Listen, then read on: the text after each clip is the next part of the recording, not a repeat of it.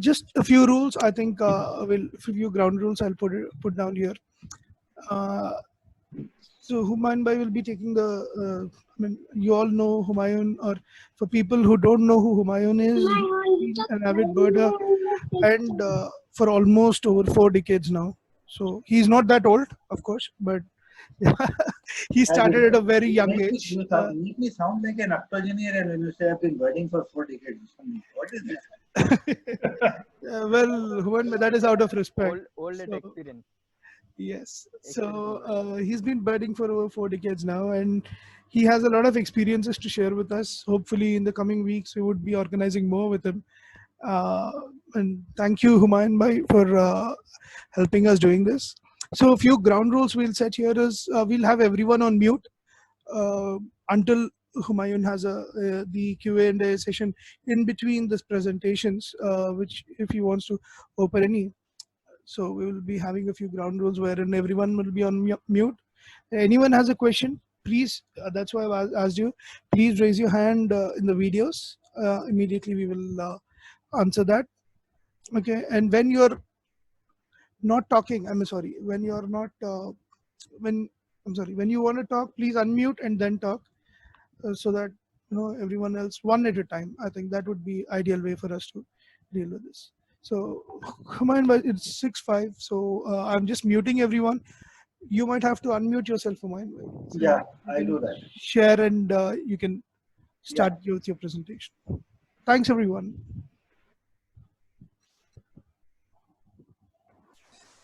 Okay, thanks Srikanth for that. And as he said, I'm not exactly very old, but I feel it when I see myself in this position. All right, give me a moment. I'm just going to share my screen and then we'll start off. Where does the screenshot come? Oh, yeah, here it is. Share screen.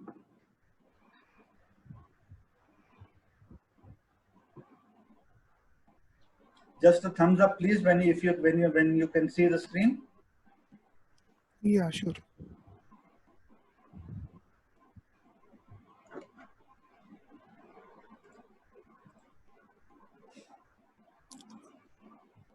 Okay, excellent. Yeah, we can. Right. So what I'm going to talk about is the impact of habitat on birds and their numbers. Now, when we talk about habitat, what exactly do we mean?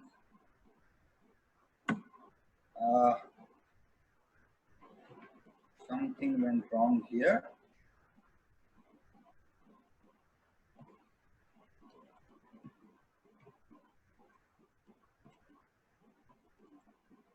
Okay, sorry. Okay, now what exactly are we talking about when we say habitat? The dictionary says that it's a natural home or the environment of an animal, plant, or other organism. Now, if we consider other organism to be a virus, which seems to be what everybody is talking about nowadays, then even our bodies are a habitat. Right? So that basically is okay, let me go a little deeper. I have a purple sunbird making a nest from the clothesline in my balcony. Is that so? Does that make my balcony a habitat? Maybe it does. I go out to a lake and I see a few herons and a few egrets wandering around and having and fishing or feeding. Does that make the lake a habitat? Maybe it does. But it's all of that and a little bit more as well. In the context of using humans as an animal, Homo sapiens, then even a city becomes a habitat. I know it's very common for everybody to say habitat is forest or trees or woodland or grassland or what, but it can actually mean even something as prosaic as my apartment, because this apartment is habitat for me and I am Homo sapiens. So it is a place or an environment where any animal or plant normally lives, it grows there. Something that is commonly found there. Now, if we look at word commonly found, then you'll probably think that every single city is a habitat for human beings. City, town, village, metropolitan, whatever you want to call it. So we basically, what I want to try and say is that we make the mistake of saying habitat is either a woodland or a wetland or agriculture or forest land, whatever. But habitat is basically any place where an animal or plant or organism is found. Now, birds are probably a little more, shall we say, gifted, because they have the one thing that has been their strength to a great extent, and that is their ability of flight, their ability to fly, their ability to move from place to place without being hindered by without being hindered to a great extent by natural or unnatural barriers. So habitat for birds becomes rather a generic term. You might find that a bird which is its habitat or its natural place is in the sea, you might suddenly find it wandering around in the Valparaiso. It's happened before. That's why I'm using those birds as example. A seabird like a sooty tern or a roseate tern suddenly finds itself in the middle of the Western Ghats in Valparaiso, for example. Is that its habitat? No, it's not. But it's there. Why is it there? Because it has moved from its habitat to probably moving to a different or similar habitat and seems to have got caught somewhere in between, blown off course or whatever. But the fact remains that when you talk about birds, their ability to fly from place to place opens up environments, opens up habitats for them like for no other animal. And that increases numbers. Now, what factors influence numbers of birds at any specific given habitat? One is climate change. I won't go into that in great detail because that's a whole a whole different ball game. But I will say just this: climate change, when I talk about, basically means we've seen that in some years, large storms have gathered across in various parts of the world. Storms have come in and made, shall we say, and given an excess of rainfall, or there have been very poor rainfall, and places have dried up because of that. And because of that, you see some lakes have become big, or some places which used to be lakes have become grasslands. Some places which used to become grasslands have become deserts. That has caused changes in the habitat, and that automatically influences the number of birds using that particular habitat. Okay. If I can give one example, I'll give examples as we go along, but right now we'll go to what are the other factors. Okay, deforestation, I think that is pretty simple to understand. Anything that where the habitat gets lost. Overexploitation. One of the easiest things to explain for overexploitation is salt mining.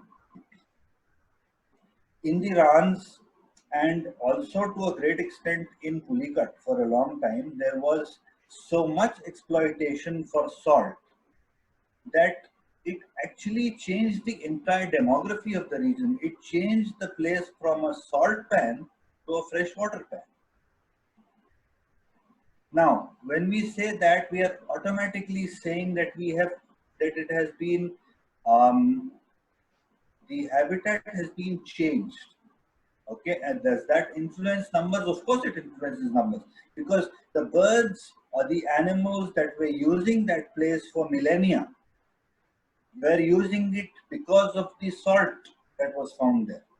And then suddenly the salt is gone. So all the animals or birds that were dependent on that salt are now not to be found there anymore. So the numbers have gone down. Right? Okay, invasive species. Now, what do we talk when we talk about invasive species? What is a good example? The best example that I can think of is the water hyacinth. It's not native to our country. It has very nice flowers, and probably somebody saw that the flowers were very nice, brought it in and dropped it into an ornamental pond, or it dropped it into a lake. What people did not realize is that that particular plant is extremely possessive, extremely fast growing, and extremely merciless. It can choke waterways, it can choke places where places of open water can get choked up in water ice, and that's how bad it can be. Right? There are others also. You have the Parthenian grass, which is actually poisonous. You have lantana. It's become a very common shrub, but it's actually an invasive species. It's not resident. And a lot of people will probably be very surprised to learn that even the baboon is an invasive species. It is an acacia found originally in Africa. It came from Africa. Fortunately, it has been able to adapt to our to the Indian situations and has become, in fact, a very popular and very useful species. Particularly if you look at the Prosopis trees, but still doesn't alter the fact that it is an invasive species. Okay, and then of course pollution will affect numbers. Okay, what shall we? Right. Now this is an interesting graph that I was looking. I was working on this a couple of days ago. This is just one place.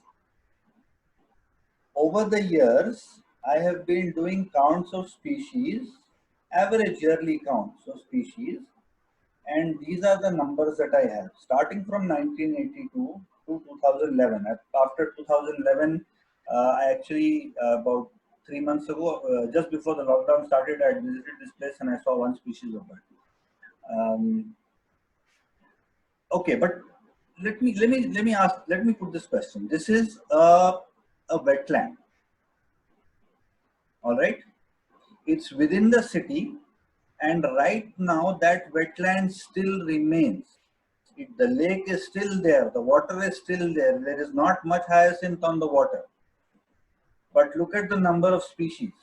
Starting from 1982, they have gone right in 1982. They have gone right down to 16 species in 2011. And interestingly, out of those 16 species, not a single one is a water species.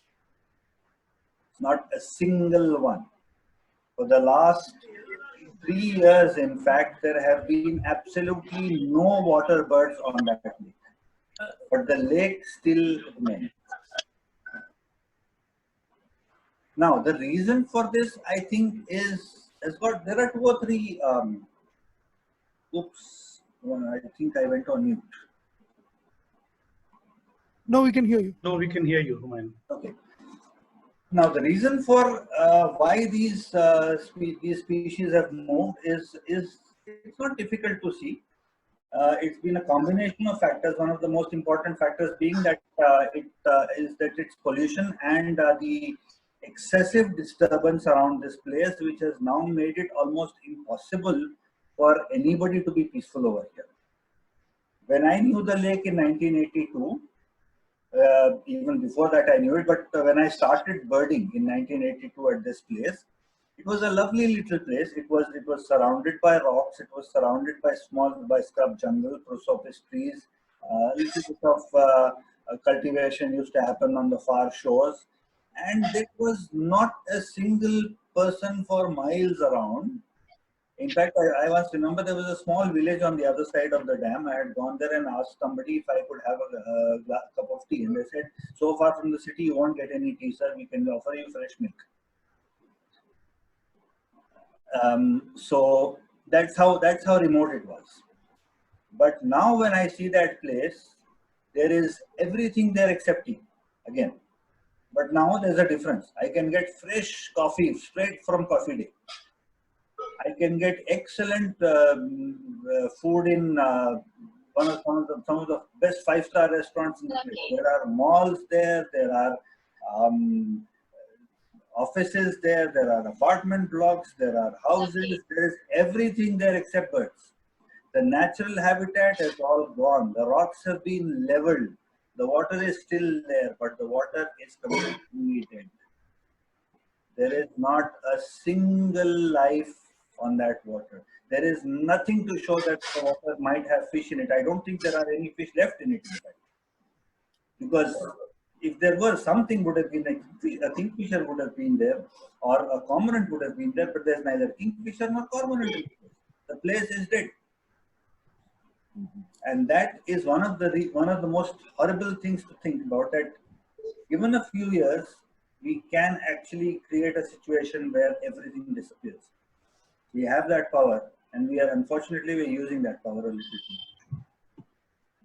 Okay, let's turn to something a little more pleasant.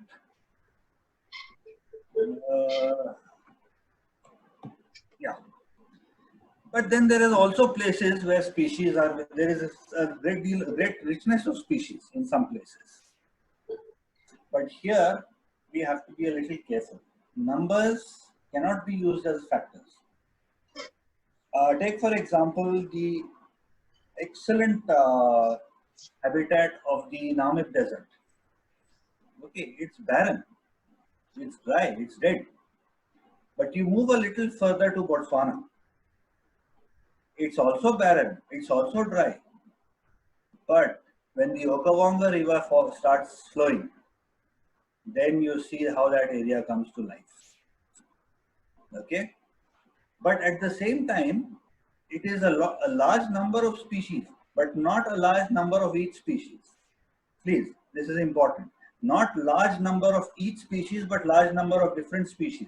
So you might actually have a situation in some places where you are seeing 75 species of birds, but only 150 actual birds. Or you might even have a situation where you are seeing 250,000 birds, but only 4 species. Or you might even come to a situation where, particularly if you go to West Africa, you might be standing in a place where you are surrounded by 5 million birds, but there's only 1 species. Because I've seen that also. Red-billed quail, for example, are such massive flocks are seen that in some flocks it is estimated that as many as 5 to 10 million birds, but it's just 1 single species over there. We see that also in starlings. A lot of people would have seen videos in today's in the social media that goes around of murmurations of starlings. It's just 1 species, but there's so many of them. So species richness in a given area cannot be factored using numbers. That's what I want to emphasize on. Now again, flagship species as indicators, maybe. If we take wetlands, for example, your flagship species for those places will always be waterfowl. And waterfowl as a rule tend to congregate. We've seen huge congregations. Congregations as high as 4,500 birds, 500,000 birds in one place, and most of them of 1 or 2 species only. So flagship species can be used as indicators as long as they define the species richness. Now I'll ask a question over here. Can anyone tell me one particular species, flagship species, which is not a good indicator? Pigeons. Say again, sorry? Pigeons. Cormorants. Cormorants and still. Cormorants and stills as indicators of a species richness? Species richness? No, water richness. Okay, you know, water richness. Okay. Good water or bad water.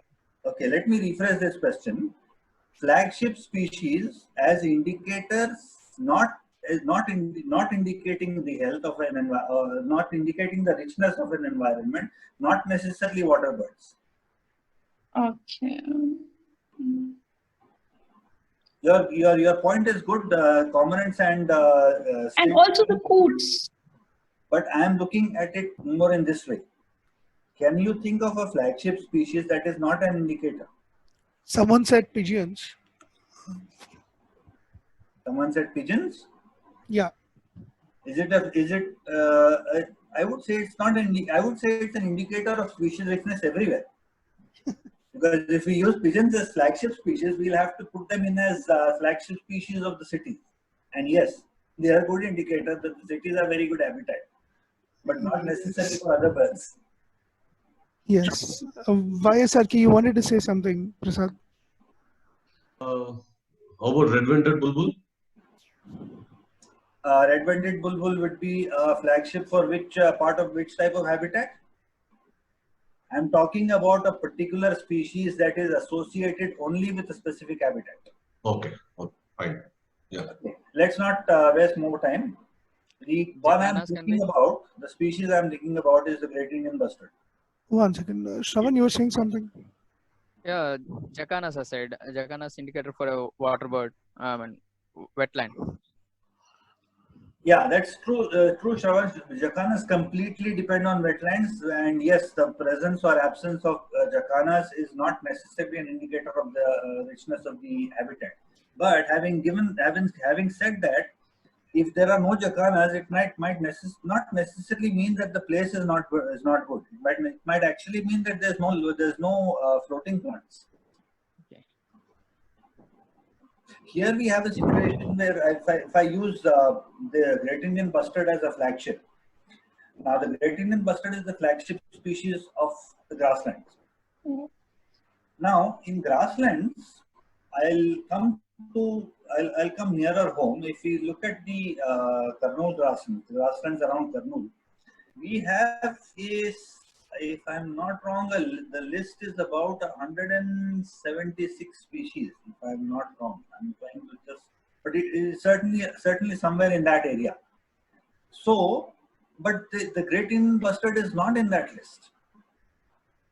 So please, flagship species being indicators of a richness in a given area is very good, but it's not always accurate. That's what I want to bring up. Mm-hmm. Yes. Okay. Now, when we talk about species richness, are we talking about species numbers or number of counts? The same thing what I said a little earlier. Don't be confused by species numbers versus count numbers. I have seen in some places, like I said, I have seen in some places huge numbers, but hardly any species. And I've also seen the opposite, where I've seen lots of species, but very few. I remember I had visited a very thick, heavily forested area about 4 or 5 years back. And my bird list for the area showed 109 species, and my total number of birds seen was about 92. So we see both sides of it. Okay. Now, here we are talking about the actual indicator numbers. Now look at this from the point of view of 2008. 4 sites only, 87 species, and the total numbers of over 200,000 birds. The same way, 2019, 112 sites, but the numbers more or less the same, right? So don't go by numbers. That's what I want to say. At the same time, look at 2018, 111 sites, 135 species, and over 9 million birds, 9.5 million birds. No, sorry, 9.5 lakh birds. Sorry, I get confused between lakhs and millions. Right. Even more interesting is if we compare 2008 and 2016. 4 sites gives us 200,000 birds, and 78 sites gives us only 152,000 birds. Something not right there, no? If you think about it. But that's the way that a lot of, okay, I'll add something that I should have said earlier. This is all waterfowl. And waterfowl are known to congregate in huge numbers. So we come across something very interesting in 2010. We have 8 sites, we have 76 species, but look at the numbers. What does that mean? Actually, in this particular context, it means that that waterfowl count for that particular year was so poor that we had only 48,000 species, 48,000 numbers.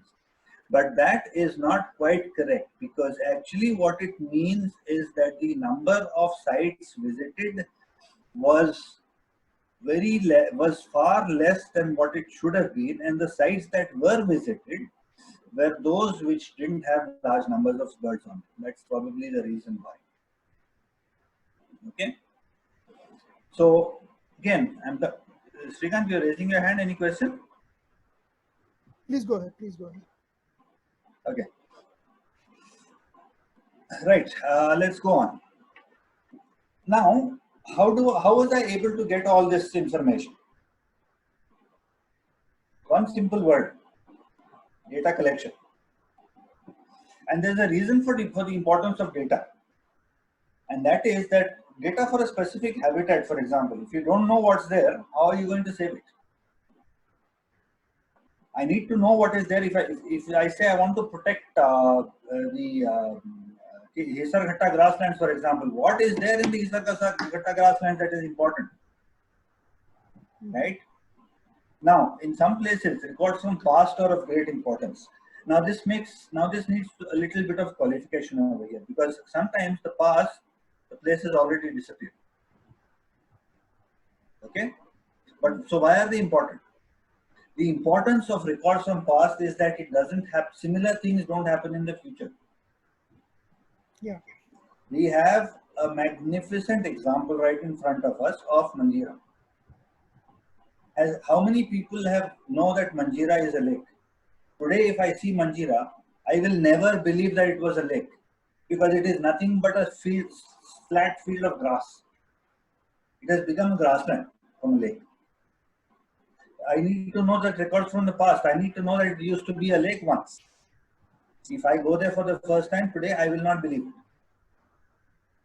it. So records are important, and records from past are of equal importance. At the same time, I think all of us should turn mathematicians, because then you have the fun of analyzing the data. Base them on trends, base them on past, base them on current, base it on whatever you want to do, but analyze the data. And that is where your fun will start. I don't want to go into this in detail, because Srikanth has been threatening that he is going to hold a data session on importance of data. So I don't want to steal his thunder over here.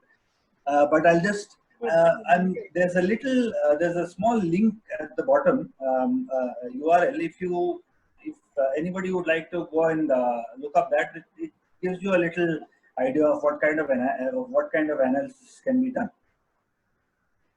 Okay. Now we are all amateur. Some of us, not all. I'm sorry. Some of us are amateur birders. I am an amateur birder.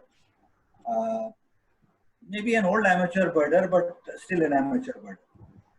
But data recording now has to be a part of the duties of every one of us.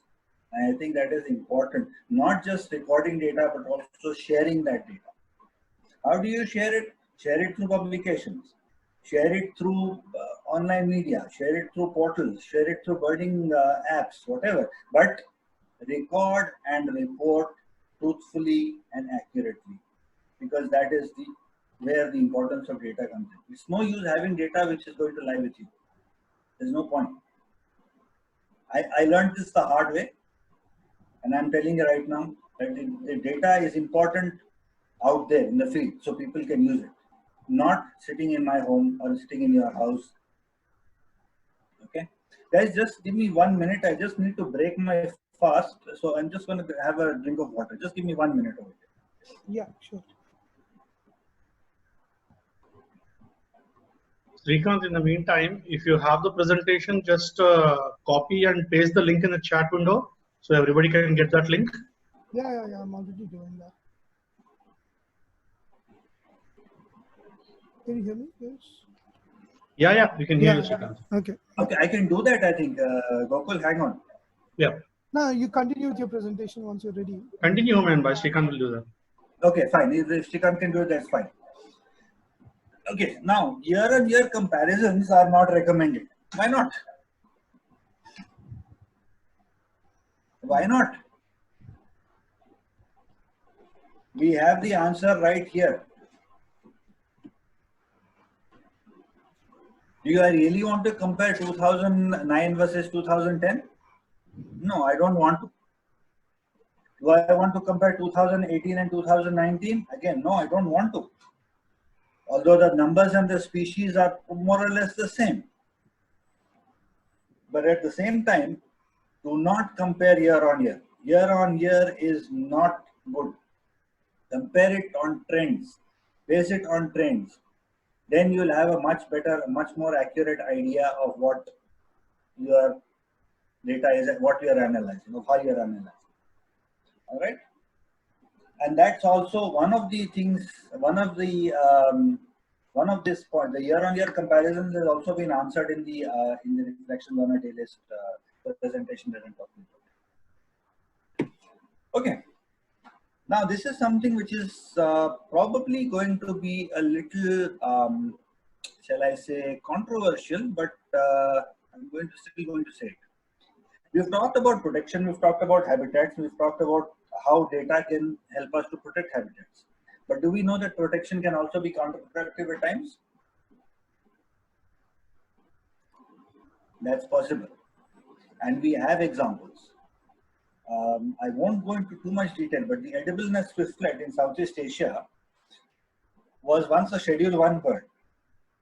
It's one of those birds that has the misfortune of being a favorite, of being a delicacy on Chinese menus.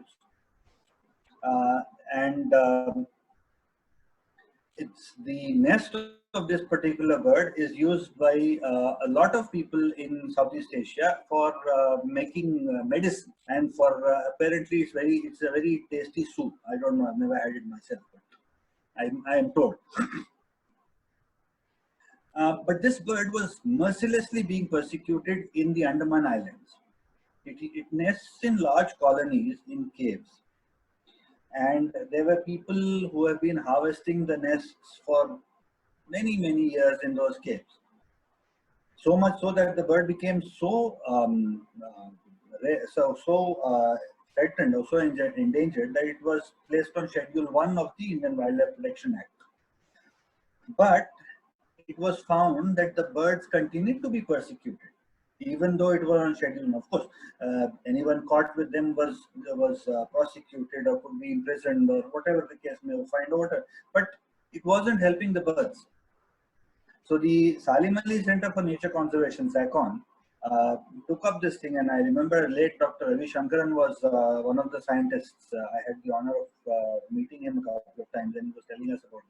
They actually removed the bird from Schedule 1 to Schedule 4 on conditions, and said that okay, the trading of of products of this particular species will be allowed, provided that the people who are given the authority to trade also take up the protection.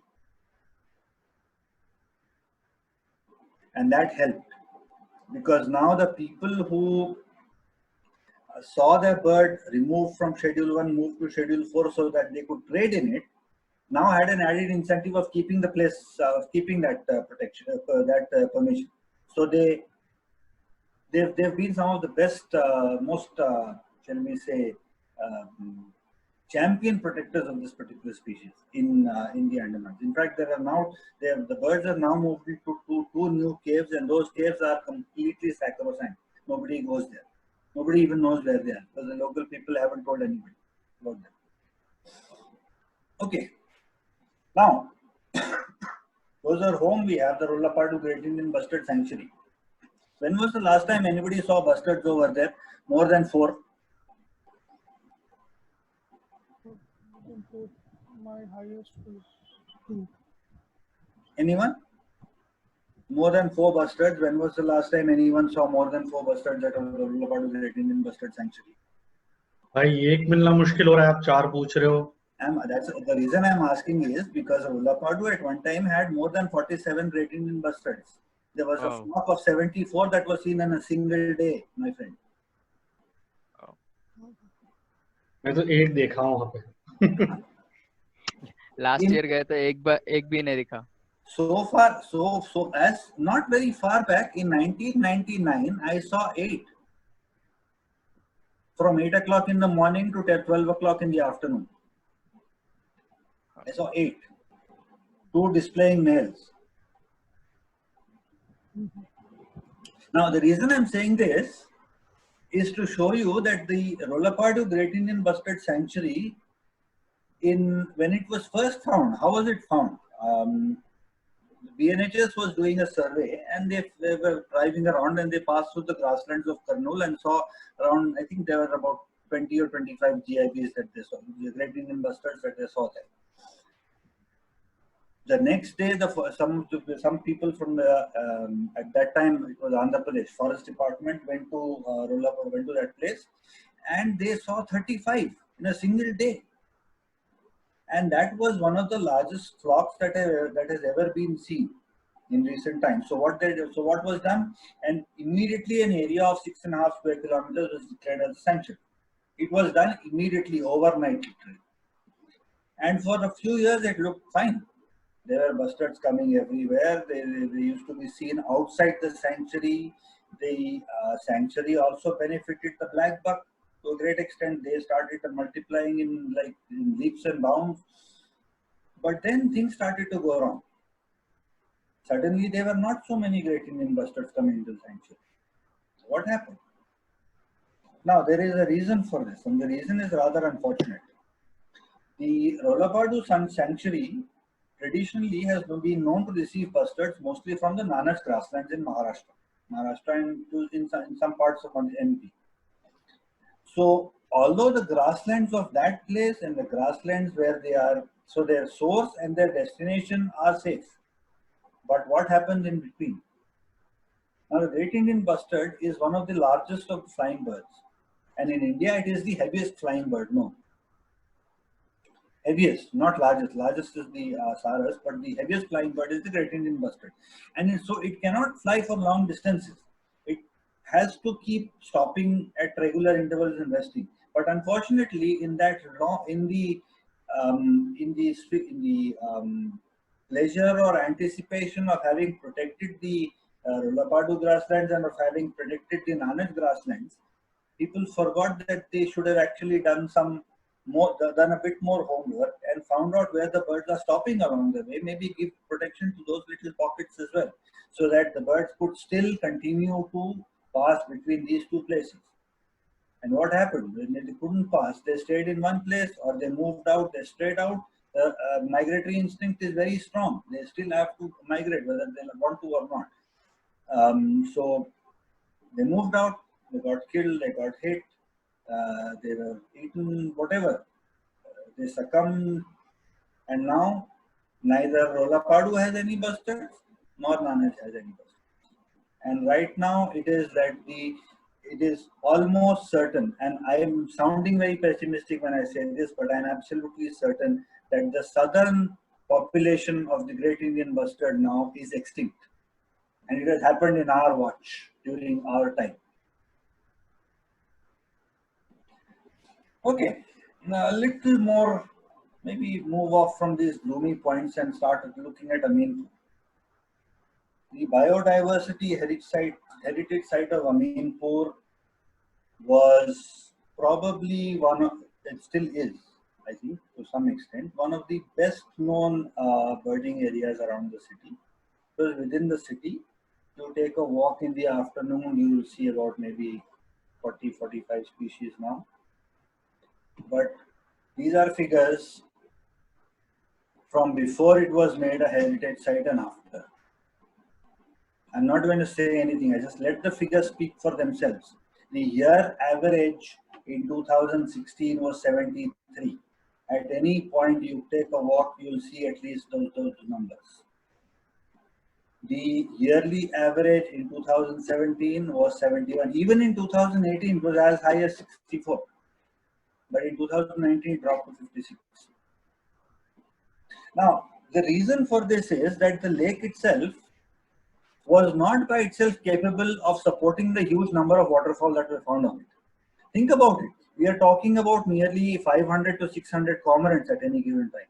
Maybe about 50-60 pelicans at one time, 100 plus flamingos. We had coots, we had terns, we had even the odd gull now and then. All 3 species of cormorants, storks, egrets, kingfishers, all fish-eating birds that lived on that lake had only one major attraction, and that was that that lake was used as a fish pond.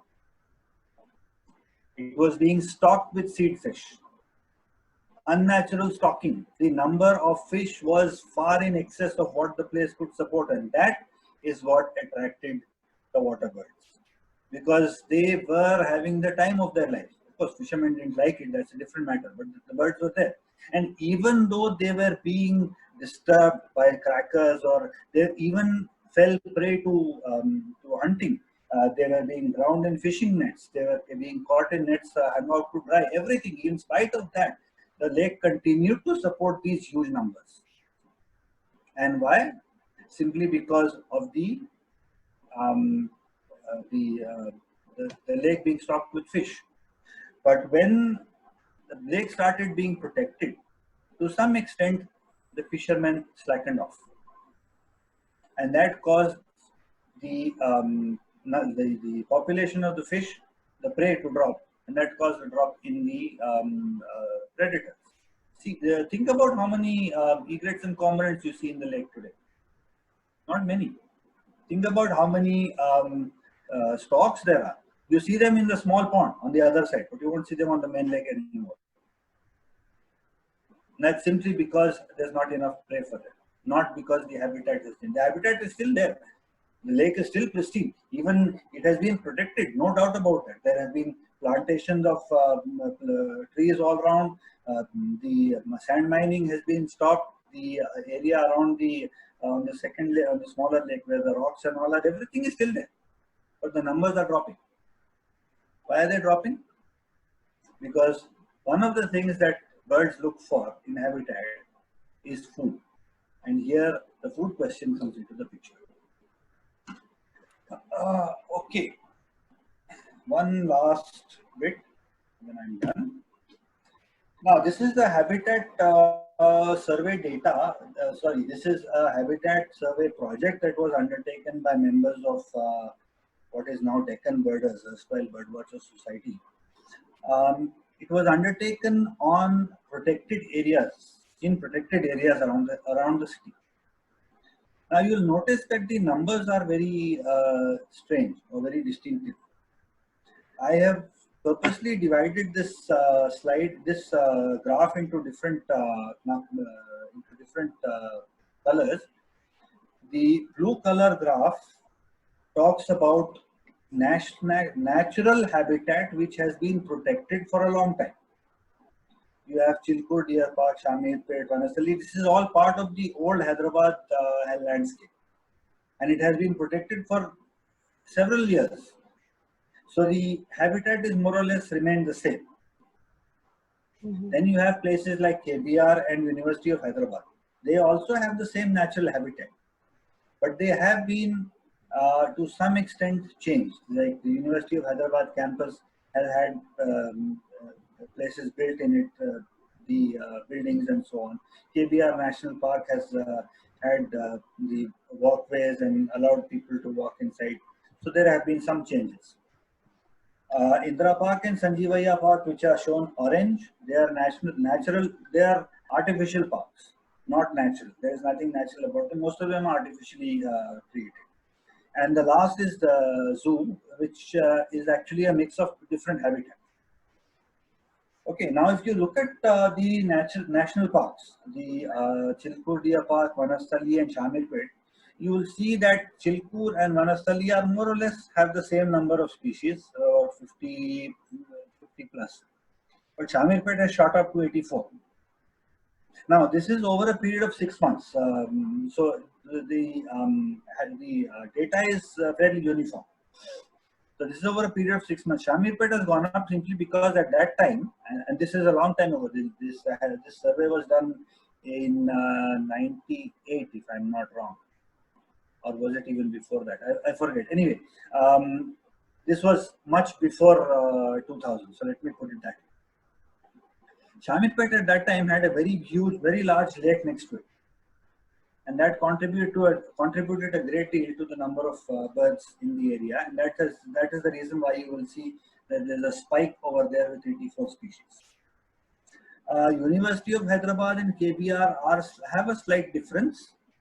But that is also because the KBR National Park at that time was a little overwhelmed with the walkers, and they were being allowed even inside. The pathway around the place had not yet been built, so people were going inside quite freely, and that caused a certain reduction in the number of species that we'll see.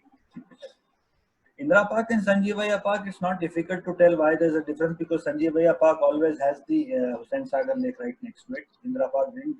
Indira Park, the pond in the middle of Indira Park had a few moorhens and swamp hens at that time, but not to the extent the Sanjeevaya Park had other water birds also. And the Nehru Zoo Park is large simply because of the four different types of habitats that are found in it. It has open areas, it has grasslands, it has lakes, and it has forest.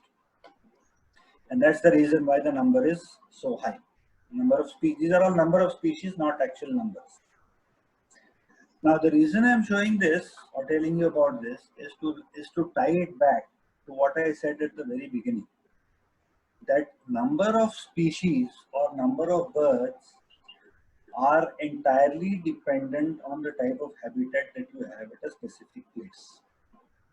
Now, I have a sunbird building a nest in my balcony, yes, but I have a feeling that it would rather build that nest in a place where it knows that it doesn't have to compete with pigeons and other people, and it doesn't have to put up with human beings or a large possible predators. There's a cat wandering around in the balcony at the moment, so it won't be able to reach the nest, but still that is a threat.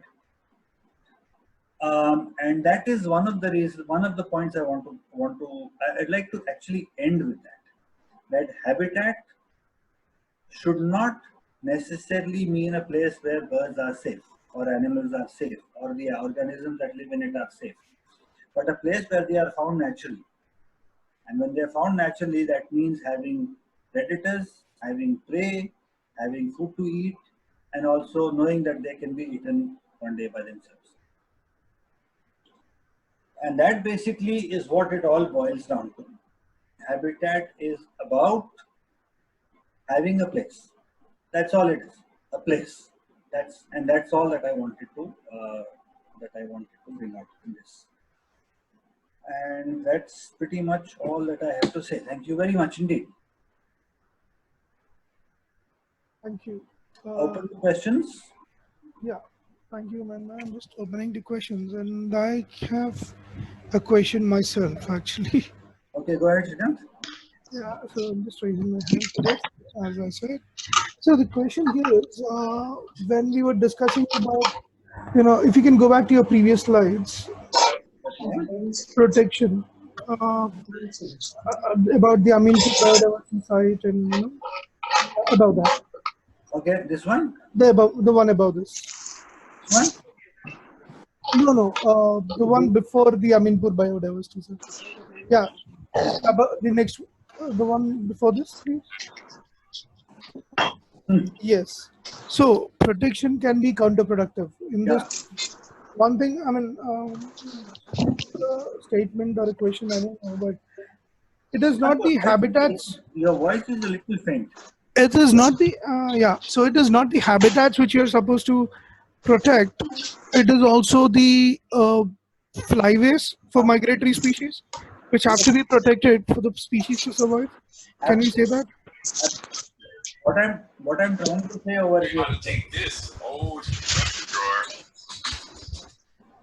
to a garden.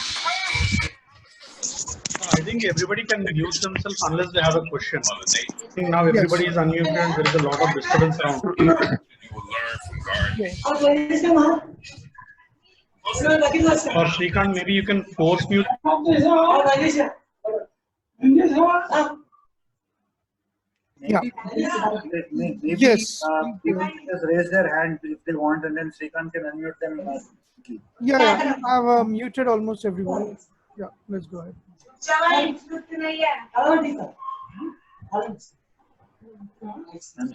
Solomon Devdas. Anis, these guys are not unmuted, muted themselves. Yeah. I think now everyone is. Okay, go ahead, Shrikant. Yeah. So my this thing was it is not just the habitats which you're supposed to protect, but also the flyways for these migratory species. Is that true? And if we are doing that, especially I'm talking only in terms of migratory species, then how do we define a flyway then? Okay, a valid question. We'll talk about. See, when we talk about a flyway, it is basically an area that or a path or a track that several species, multiple species use to move between two different places. Okay, migration is basically movement between two different places. So any area or any corridor, if you want to use that word, which is used by a great number of birds, becomes a flyway. Okay, and your first question that whether we should protect the flyways, absolutely. That is probably key to even protecting the areas where the birds actually land. Because if you are going to be protecting them, see, if you are talking about, say, moving from KBR Park, for example, to the University of Hyderabad, it's a small place. We are talking about species that move from Central Africa to as far as South China. They are passing through 5 different they are passing over 2 different continents, 3 different continents in some cases. That is right. So we've got to have protection all along the route. Otherwise, you are going to. What happened to the Siberian crane? That's exactly what happened. It was protected where it was landing. It was protected where it was going for breeding, but it wasn't protected on the way. That's why it disappeared. That's why there hasn't been a Siberian crane coming to Bharatpur now for the last what is it? 20 years, 25 years, something like that. Yes. So Kiran actually he raised a hand. Kiran, you might have to unmute yourself. You might have to unmute yourself. Thank you. Yeah. I wanted to share and I wanted to ask Humayun's opinion. The situation in Rolapadu Sanctuary, is there any evidence that it's the overexploitation of the grasslands by the antelope, the black buck? Kiran, so if I understand your question, it is whether the proliferation of the black buck has been responsible for the degradation for the lack of bustards in the sanctuary? To a large extent, it's one of the I thought because of the nature of the bustard population, because it depends on the tall grass. Is that one of the reasons? Is there evidence to prove that? There is not evidence as such, but it's certainly a tenable theory. But you also have to remember to a certain extent the demographics of the sanctuary. When it was first formed, it was a dry land. Okay. Now, with the presence of the extremely large reservoir of Alaganur on the western edge of the sanctuary, eastern edge of the sanctuary, it has actually become a wetland. Paddy is being grown in places over there which was unthinkable in the early days. That's tragic. Sorghum was the original crop, and that is something that the bustards used to eat also to some extent. They were also very partial to the spiny-tailed lizards that were found in that area.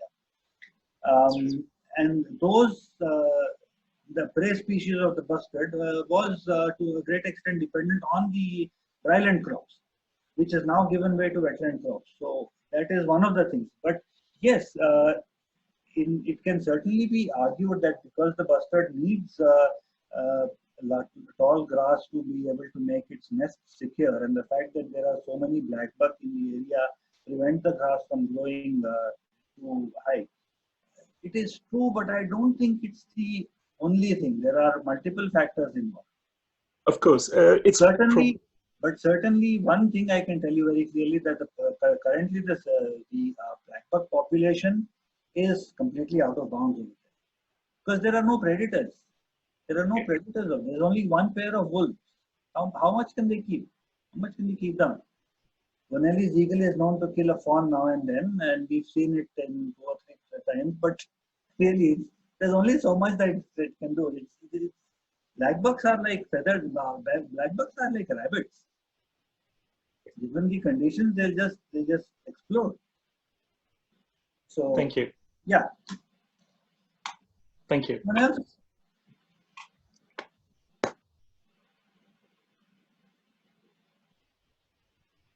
Satish, you have another question here, Humayun. Another person raised his hand. Mr. Humayun, good afternoon. I'm Satish from Bangalore. Hi, Satish. Yeah, I just want to know which is the location where is having a good habit for spiders and frogs, which is in Andhra and Telangana. Habitat for spiders and frogs. Yeah. You got me there. Anybody else who can answer that question? I'm afraid that my knowledge of spiders is limited to the fact that they do webs and known to sometimes the large forest spiders are sometimes known to get sunburned. But that's about all I know about, to be very honest.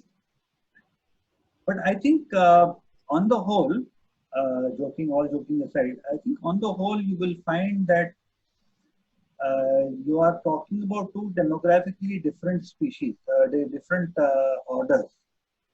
Spiders, for example, you will find probably in areas which are more open, which allow the spiders to build their webs and catch prey. And frogs and so on are mostly being wetland dependent. You will probably find that it's the water bodies that, right? But I think Koleru is a place where you can think of definitely for frogs.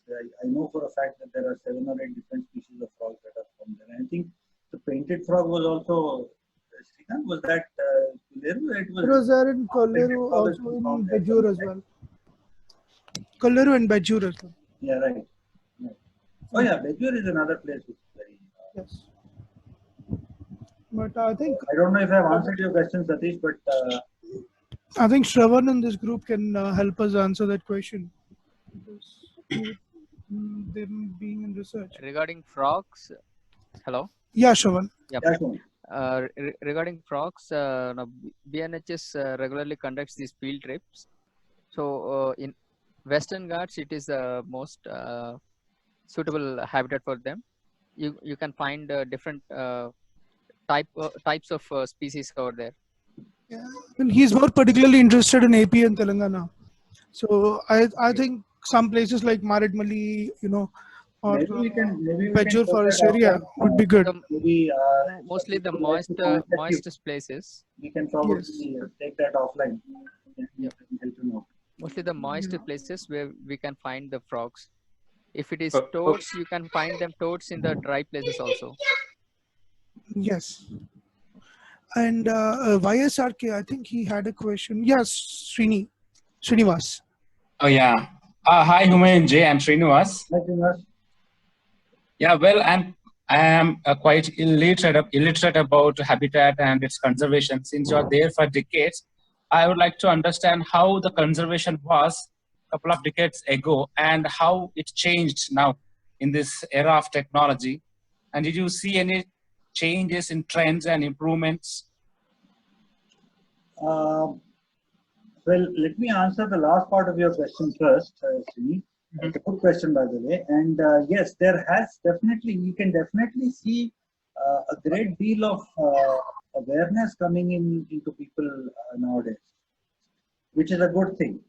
But at the same time, sometimes awareness needs to be tempered. We need to also think. Sometimes it's easy to say, I like this place is very nice, let's protect it. But we forget that there may be other places which are not so good at the moment, but which might actually prove to be even better. I take an example. I walk down to a lake now in the peak of summer. I'll see nothing, and I'll say, "Yeah, this place is not worth looking at." but I go there in winter when the waterfall are in, I might actually find a few thousand birds on the lake. Then what do I say? It's certainly a place where, so we are seeing a lot of positive action in places being protected right now, and certainly involvement of people is, we are seeing that also to a large extent. And most importantly, I think all of us as amateurs have a role to play, and that's where I was coming when I said when I was talking about data. Make sure that what you have recorded, even if it is the most trivial thing that you can think of, record it. Today it may not be important, tomorrow it will be important. And it gives us the basis to understand whether an area is rich or not rich, whether it needs to be protected, needs to be looked at, or can it be left alone. Yeah, thanks for that. Okay. Well, any more? Anyone? Hi, Humayun. Hi, Gautam. Hi, first of all, happy Ramadan. Thank you. Happy Ramzan. Yeah. Thank you. See, I would like to go back to our Rollapadu discussion. See, where you said, in southern India, you being very pessimist of saying that the bustard is extinct. Isn't it something big to say that it is extinct? Definitely, scientific ways, it is not extinct. But yeah, maybe okay, there is still time to say it is extinct. Let me ask a question. I'm going to answer this with a question. Tell me. Do we think the pink-headed duck is extinct? That I'm definitely not sure. Okay. Do we think the Himalayan mountain quail is extinct? See, how we decide, how we decide about extinction is like, if you don't have a sighting like for a fixed number of years, let's say like 40 or 50 years, I think there's something specific number there. That's true enough. That's true enough to a great extent. Yes. Maybe, like I said, I did say I was being over pessimistic, but the fact remains that it's been several years now since the bustards have been seen south of the Godavari.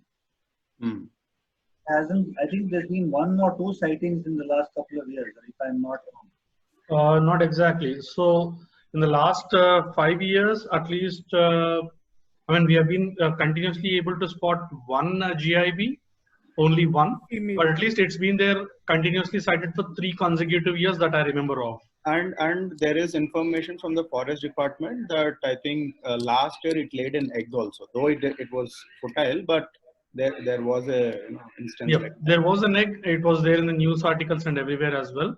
Yeah. But it's not just last year. It has actually been able to lay an egg every year, but almost every year it has been infertile. Yeah. Yeah, that's the reason is because it's there are no males around. Yeah. So okay. So can we say there is still like a 0% of hope that someday we will see? Yeah. To some extent, I would say that at least as far as the southern population is concerned, there is not much hope left. Because there are too few of the birds left to make a viable population. Right, and so secondly, they are separated by great distances because of the fact that there are so few. The female in Rollapadu, for example, you don't even know if there is a male around. There may be a male sitting in Maharashtra for all we know. Or there may be a male sitting on the other side of the fence, but they're not able to contact each other. The other sighting of GIBs of late have been somewhere close to Anantapur, I believe. But again, it was all probably just few sightings, but I don't think anybody has a concrete thing that these guys are visiting there every year or something. No, there was excitement at one point, and there was certainly a few sightings reported, but it was very sporadic. One-off situation, okay. One-off situation. In fact, I was reading in the Journal of the BNHS, 1964 or 65, I think, an article where nearly somebody spotted 77 Great Indian bustards just outside Hyderabad. Okay. And regarding the habitat of Rolapadu, going back to Rolapadu again, we have this eastern grass owl, right? So were there any records, or do you think there is any possibility that the Rolapadu was or now a good habitat for eastern grass owl? It has been seen there. It's been seen there. Yeah, it was seen there. Dr. Ravi Shankaran, when he was surveying the area for BNHS, during BNHS survey, Okay, has reported grass owl from there. that's nice. When was this? Which year was this? 82, 87. I can't remember, Gautama. 87, 88, somewhere there. Okay, okay, nice. So we can still say that there might be there. Yes, they are Possible- very possibility. secretive birds. They are very secretive birds. Another place where grass owls are known and have been reported and recorded is Iktisat, actually. Okay, okay, that's nice. So, but they are very, very secretive birds, and as you know, they live mostly in burrows in the ground, so it's difficult to see them. And sometimes I know one or two people who have mistaken them for francolins. Oh, okay. So it's not the I mean, the way they fly and the way they behave is very francolin-like. So it's people who are not used to them can actually, even I have made a mistake once. Very honestly. Let me be honest. Okay. That's all from me. Thank you, Humayun. Okay. Anyone else?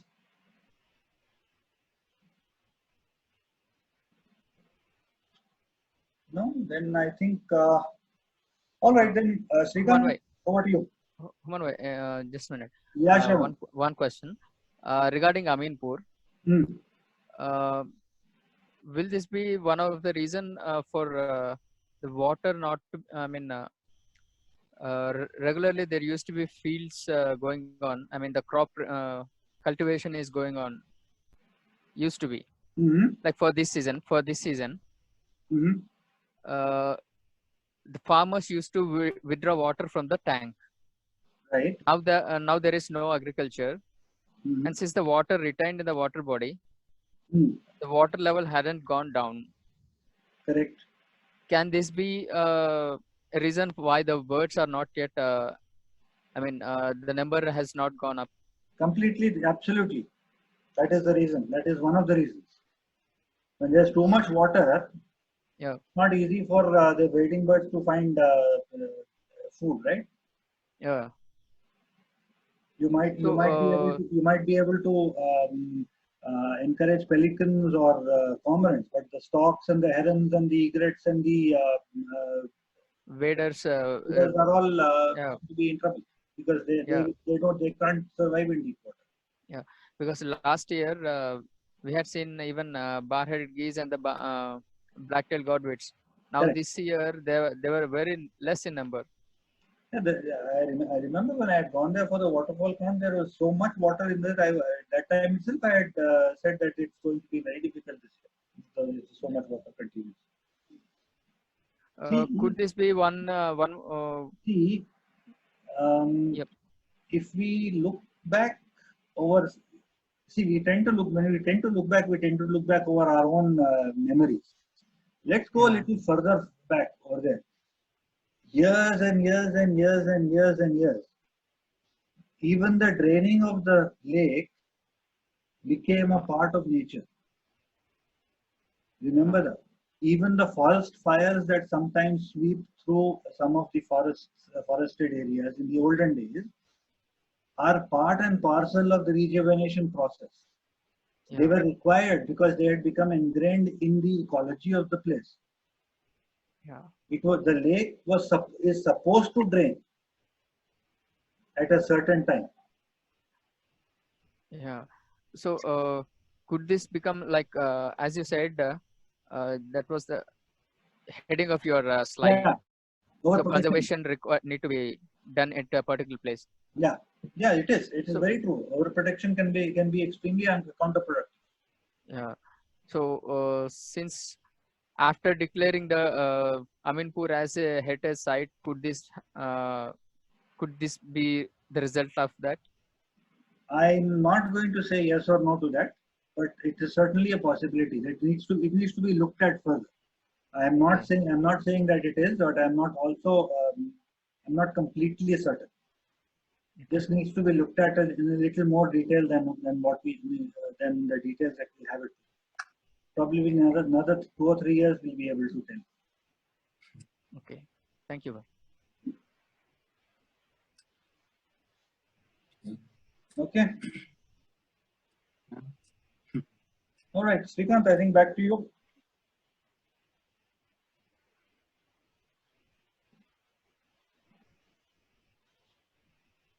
Is he there? Srikanth, we can't hear you if you are speaking. Yeah, we can't hear you. You are on mute, I think. Okay, now is it better? Yep. Yeah. Sorry, yeah. So guys, one final question, if anyone is actually wants to take this. When is the lockdown ending? Okay. Yeah, somewhere in 2020. End 2020. Good answer. Yeah. So yeah, I think. I think I have one question, Srikanth. Yeah, please. So when regarding this Aminpur Lake, when this is not yielding good results, why nothing is happening to tackle this? After there are so many things, right? Anything happening to revive it? Anything happening to revive it? No, it is already revived. That is the Okay.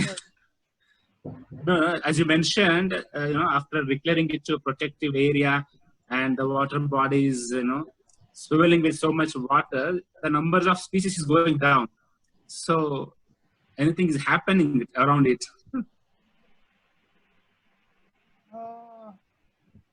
No, I don't. You didn't get my I would point. like to say one thing here. Yeah. So this is Yes, sir. again we should ask about in the association, the village association, village panchayat or so, why they have stopped cultivating crops down the water body. Down the water body now there are fallow lands, like they are not cultivating those, using those lands for cultivating agriculture. I think they were forced to stop the agriculture there because of it being a heritage site. Or the generation has gone. No, they were forced to stop it, I believe. So, see, guys, I mean, yeah, there are far too many controversial questions involved in this. But for what Srini was asking, just to answer his question, Srini, I think, yeah, we have done far too many things to protect this site very well. So I think we have to undo a few things. We feel that's a personal opinion again altogether. So we might have to undo a few things, like allowing again, fishing is done but very controlled than before. As Shravan was saying, agriculture, why they have stopped? Yes, that's some particular things, but nobody wants to revisit them. Once it's a heritage site, it's not in, and previously it used to be in the hands of the panchayat, Aminpur village panchayat, the lake, but not anymore completely. It's only partially in their hands now. So some of these things, yeah, we have to probably discuss with the localites there, and get an answer. I think that should be the option. Now, what I hope, Humayun, you agree with this. It's all in the people's hands. That's all I feel.